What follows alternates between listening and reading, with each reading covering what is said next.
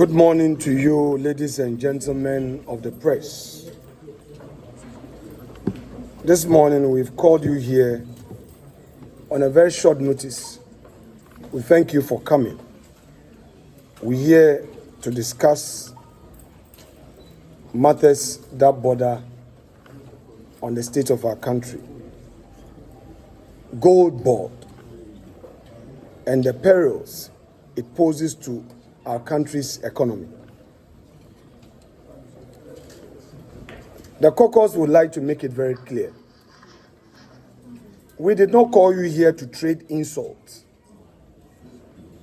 We called you here because Ghanaians deserve the truth about Goldbod. Plain truth in plain language. And on behalf of the Caucus, I would want to share with you something you've been waiting for. A week ago, the chief executive of Goldbod went on social media space. He said the concerns of the Caucus come from bitterness. He called us bitter. He said he could hear hatred in our voice. But we have this to say to him and the institution he heads. We are concerned for our country, and there is the difference. The head of an institution accused of losing 22 billion Ghana cedis plus in 1 year should not be talking about our tone. He should be talking about his leisure. Ghanaians can see exactly where the weakness lies. According to the Goldbod, other voices can be taken seriously, not ours. But we want to make it clear. Nothing said by us is personal. Every figure we are about to give you comes from the IMF. It came from their own report on Ghana, published this very month. If IMF facts sound personal to the Goldbod and its officials, the problem is not ours. The problem is what the facts say. Government has not publicly objected to the findings in the report. Ladies and gentlemen, let me open this by setting the record straight, because 1.7 billion losses do not belong buried in a footnote. It belongs in the open, where the people who own it can see. And let us be clear about what that figure is. It is not accounting fiction. It is not a rounding error. It is a real loss generated from the activities of Goldbod, sitting on the books of Bank of Ghana, generated entirely by the gold purchasing and gold trading operations carried out by Goldbod, the sole institution Parliament mandated to buy, sell, weigh, grade, assay, value and export our gold. The IMF has already told the country where this loss comes from. In its own words, the losses, quote, are a combination of service and asset fees paid to Goldbod, discount on gold sold to off-takers, into bracket exporters, and most importantly, exchange rate losses from the spread between Forex Bureau rates paid to purchase gold and the cedi reference rate used for BOG accounting, end quote. This can be found in paragraph 13 of the IMF report. This is not our characterization. That is the IMF's. And those involved in fact check can check. So here is a question Goldbod must answer. If every one of those service fees and asset fees were collected and kept, why should the losses that came bundled with earning them belong to someone else? You do not get to keep the fees and disown the costs. This is not accounting. That is convenience. And who exactly are these off-takers Goldbod sold discounted gold to? The country deserves an answer. Goldbod is happy to take credit for the foreign exchange it claims to have generated, but it goes quiet the moment we ask about the very trade that discounted sales the fee arrangement that produced that forex in the first place. You cannot claim the upside of a trade and disown its downside. And let us also be honest about where the real conversation lies.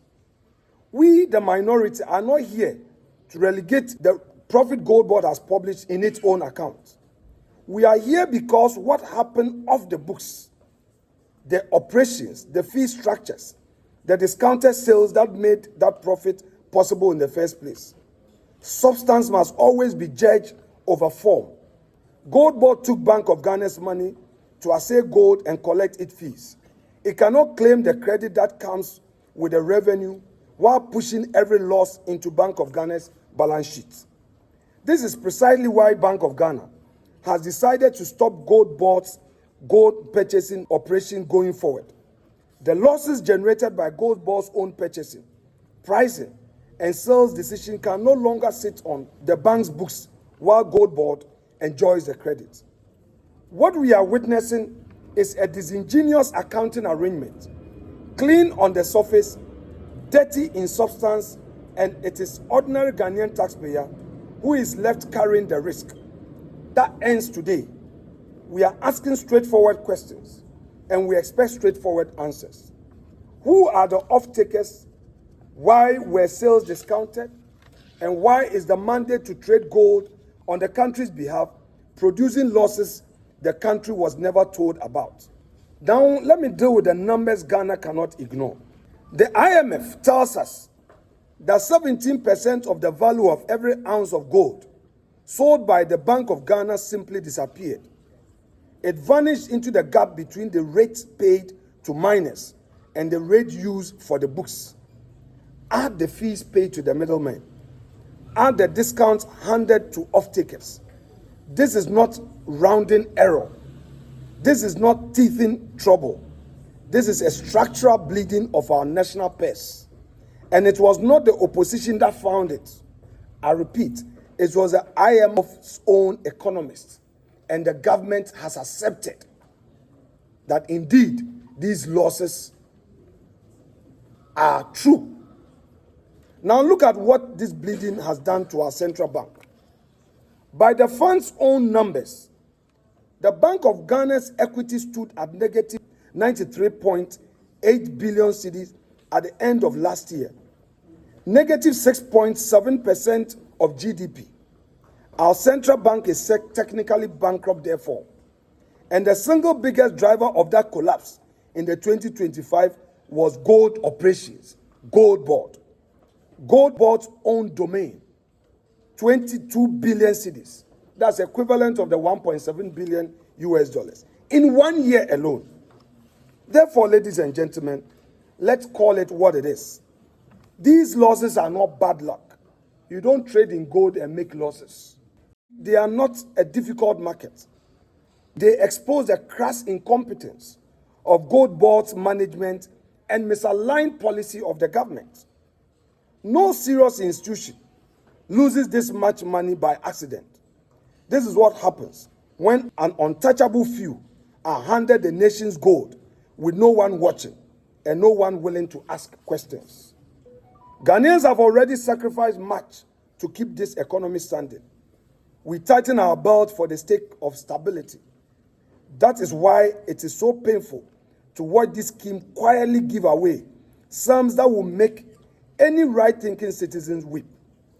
We did not endure hardship so that billions could vanish into unexplained spread and unnamed off-takers. Let us be honest about what $1.7 billion actually means. It is hospitals that will not be built. It is needless maternal death that would not be prevented because the theaters, the blood banks, and the trained hands that could have saved a mother in labor were never funded. It is schools that will not be built. It is poor roads that will not be constructed. Roads that claim life every week. It is water treatment facilities that will not be constructed. Even as our people's water is poisoned by galamsey, this government has failed to control. Every one of these is Ghanaian life, diminished. Now let me emphasize that the latest IMF report which is the IMF's sixth and final review of Ghana's extended credit facility program, completed on 10th of July 2026, concerning the financial consequences of the NDC government's domestic gold purchase program. According to the IMF, this domestic exchange program, which the Bank of Ghana accumulated gold and intermediated foreign exchange to the private sector, generated, for emphasis, $1.7 billion US dollars, which is the equivalent of 22 billion in 2025 alone. So you are looking at approximately 1.5% of Ghana's entire gross domestic product. And again, we are not ignorant. We are not speculating. We are not manufacturing allegation. It is not partisan interpretation. It is the finding reported by the IMF after examining Ghana's economic and financial program, and it demands honest answers. Ladies and gentlemen of the press, this is a summary of the IMF report. After the bulky report, they came out with this, which is the selected issues dated August 2026. International Monetary Fund, IMF Country Report number 26/213. Those who are doing fact check. And it says, International Monetary Fund, Washington, D.C. This has been accepted by government, and government is acting on the concerns raised by the IMF. And to those who are thinking that the Goldbod has not incurred any losses because they decided to use Bank of Ghana as its alter ego. When I say alter ego, what I mean is that you use another institution to carry all your burdens on your behalf. So you appear clean. So you can conveniently say that the Auditor General has gone through your books and you do not have losses. But the losses were incurred by you. So how can you record profit and the cost is not incurred by you? Who does this? Anyway, the IMF says that, quote, in 2025, the significant scaling up of the domestic gold purchasing program operations led to losses of 1.7 billion US dollars, 1.5% of GDP, almost entirely related to the gold for reserve dot purchase. This amounted to a loss of 17% of the value of the dog gold sold by BOG. On whose behalf? Goldbod. This is here. It's here. It's there. Paragraph 13. Page 10. And ladies and gentlemen, we need to emphasize something. We, the minority, we work as a team. When the minority leader speaks, he speaks for the party. The party has a political committee we call the tripod. The flag bearer, who is the leader of our party, taking us to Jubilee, the party machinery, and parliament. These three units work together with a policy coordinating chair, my respected colleague Kojo Oponkruma. We coordinate and speak with one voice. It doesn't matter who speaks. So when a matter is raised on policy, a chief executive of an institution cannot choose and single the leader out for insult. In the minimum, the caucus knows it brief and will not speak and blow hot air. That is the report I've shown you. So now the Ghanaian people will see who is ignorant, who is doing mischief, who is lying to the public. We will not just come out and say anything because of partisan convenience. What is happening is bad. There is crisis ahead of us. Our friends must better listen and pay attention and not allow the IMF to rather come and talk to them before they listen. When things go bad in our country, it affects all of us. So we are here to hold their feet to the fire and make them accountable to the people of Ghana. We are not here to trade insults, and that must be clear to them. Ladies and gentlemen of the press, from the transactions arranged between Goldbod and Bank of Ghana, Goldbod was not an uninvolved spectator. It is the very institution with a statutory and operational mandate, as I've said, to buy, sell, weigh, grade, assay, value, and export gold and other precious minerals in Ghana. Therefore, the role Goldbod played in the transaction places significant responsibility on it because, one, Goldbod participated directly in buying, aggregating, assaying, and exporting the gold. Two, Bank of Ghana provided the financing. Three, Goldbod earned fees from the transactions. But when the program generated substantial financial losses, those losses were not reported on the balance sheet of Goldbod. What kind of voodoo accounting is this? Who does this? And then Goldbod wants us to believe that it has not made losses, it is clean, and wants to mislead the people of Ghana. No, that cannot be the truth. The arrangements made require much deeper scrutiny than government has so far been willing to provide.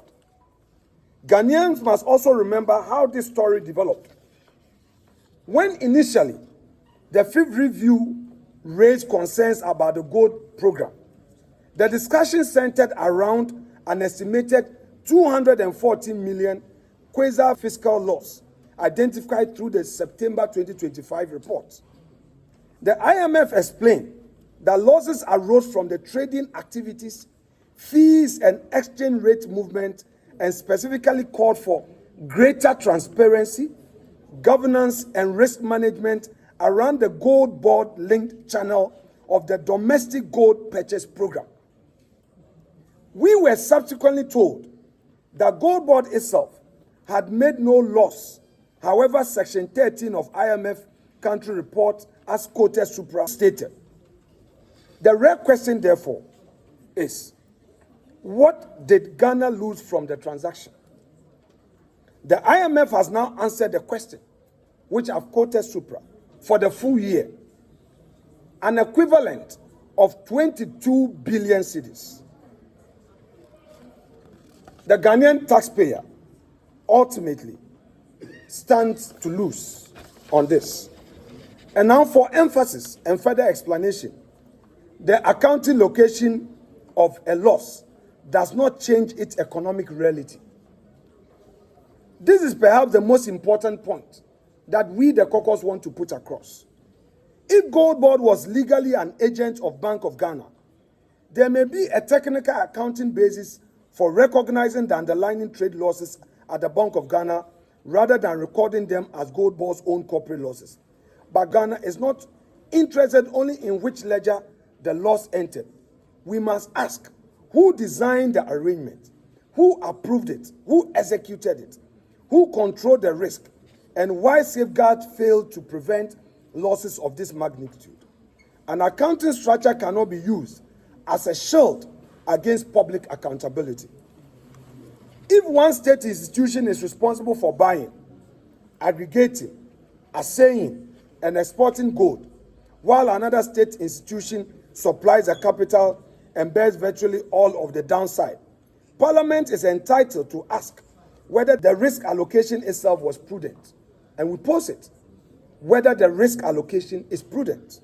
In fact, the structure creates an obvious governance problem, where the entity carrying out the commercial activity receives fees based on transactions, while another institution bears the principal financial risk. Incentives can become dangerously misaligned. The institution making or influencing the operational decisions may enjoy the upside of increased volumes and fees without carrying an equivalent share of the downside when the transactions perform poorly. That is precisely why strong risk limits, independent oversight, transparent pricing rules, and clear accountability arrangements were indispensable.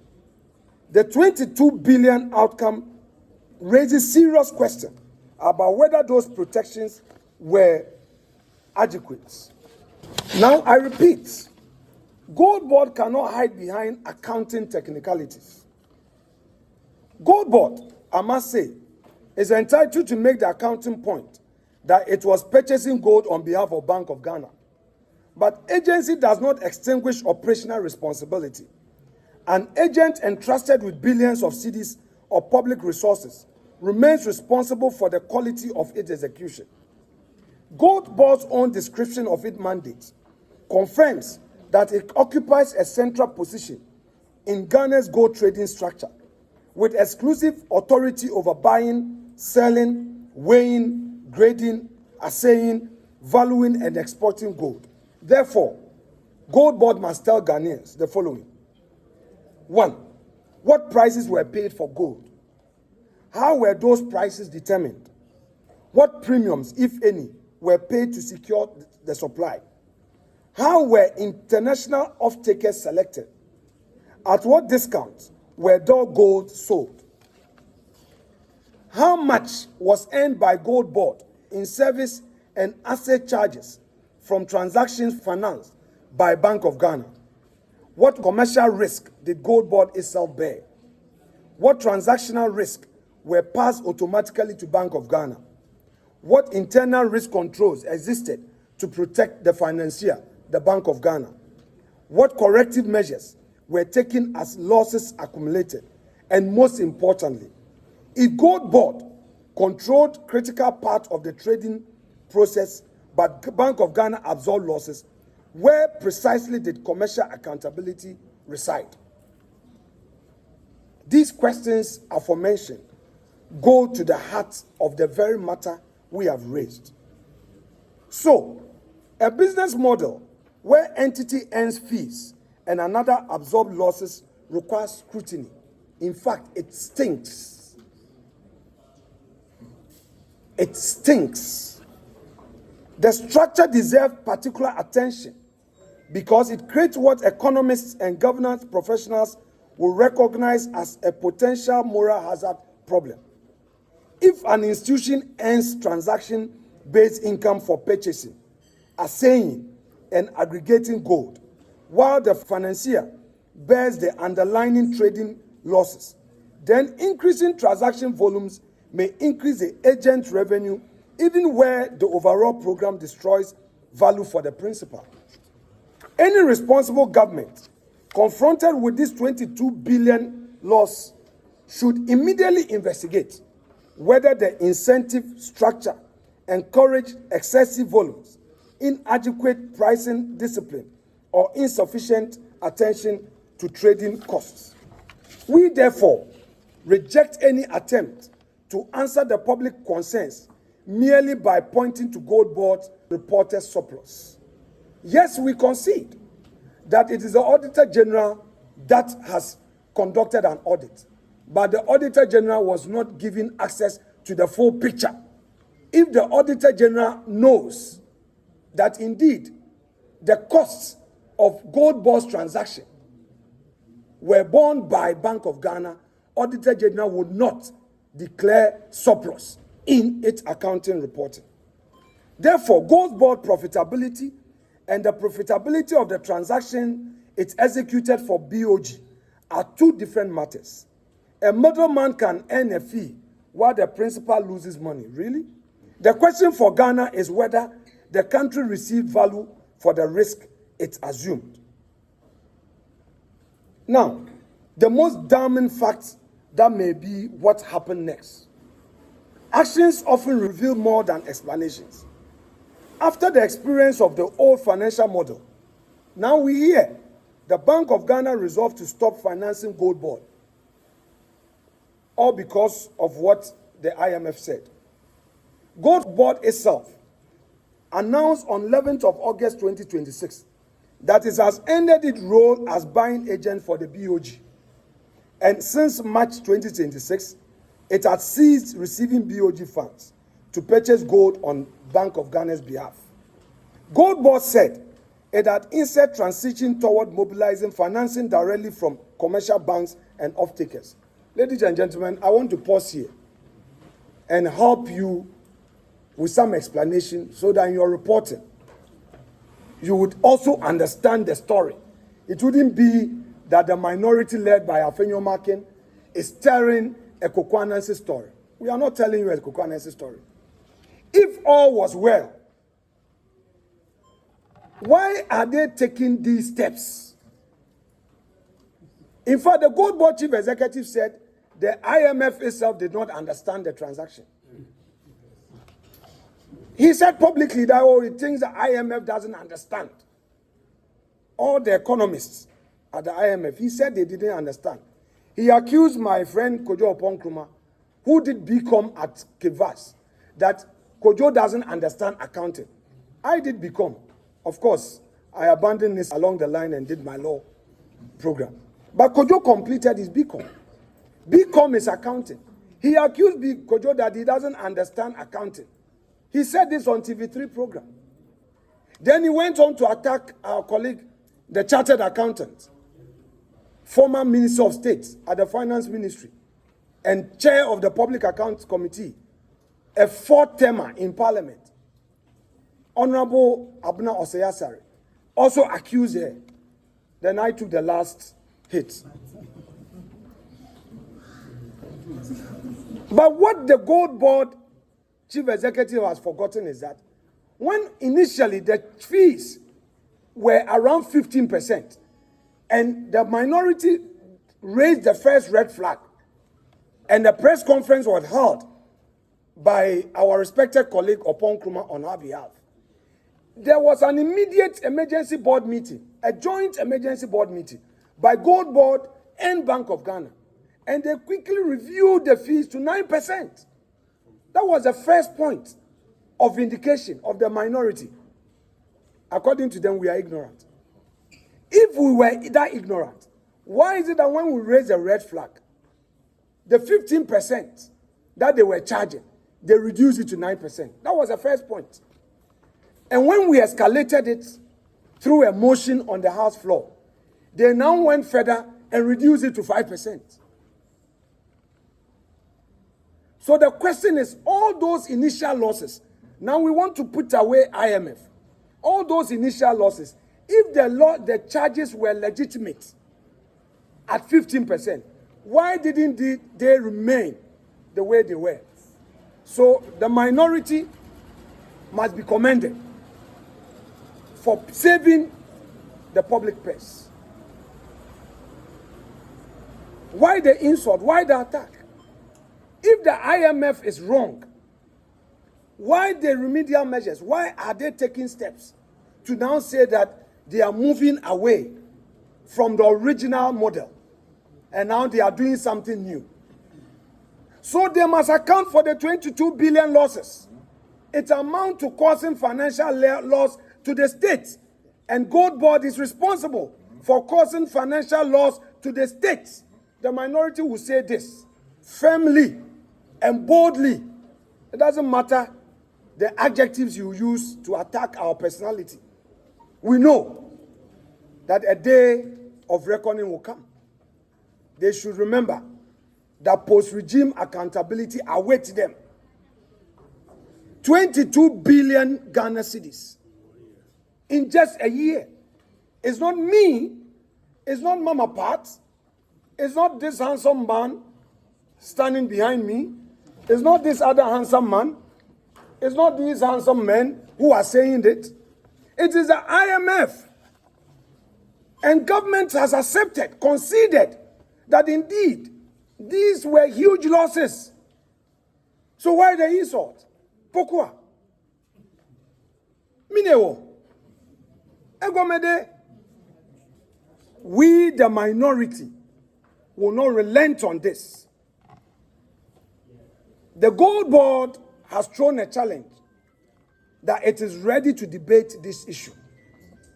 If indeed it is ready, then we propose to the majority, don't stop us the second time. Yes. Don't use your 189 to vote against an invitation to Goldbod for a probe into what accounted for the 22 billion losses. Don't use your supermajority to stop scrutiny. It is your own man, your darling boy, that called for this. So, majority, please, our motion is ready. We will file it before we get back next week. And we pray that you, the majority in Parliament, will fully cooperate with us, the minority. Something must be done. We need money for the hospitals. If government said there's no money to complete the Agenda 111 project,